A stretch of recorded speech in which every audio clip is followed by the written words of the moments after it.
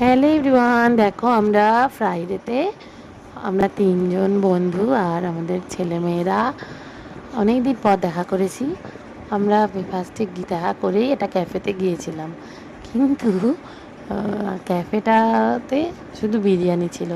তাই আমরা ওখান থেকে বেরিয়ে পাটুরির দিকে রওনা দিলাম। আর হাঁটতে হাঁটতে এই পার্কটা দেখতে পেয়েছি।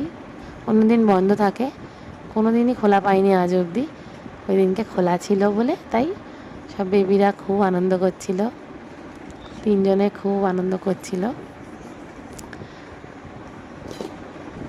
তিনজনে পার্কটাতে খুব যতগুলো রাইড আছে সব চড়ে টড়ে তারপর আমরা গিয়ে পাটুলিতে একটু পোলাও খেলাম।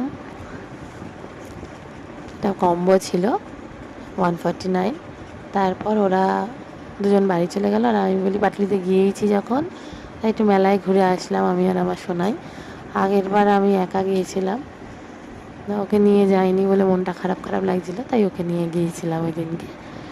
একটুখানি মেলায় ঘুরিয়ে নিয়ে আসলাম।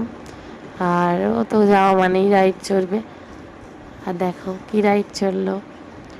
ও তো জাম্পিংই চড়ে বেশিরভাগ, তাই জাম্পিংই চললো। আবারও বারণ করলেও শোনে না, জাম্পিং চড়বে, শুধু ঘামবে। দেখে যেটা ও ভালোবাসে চড়ুক। যেটা কেমন লাগলো জানিও সবাই, থ্যাংক ইউ।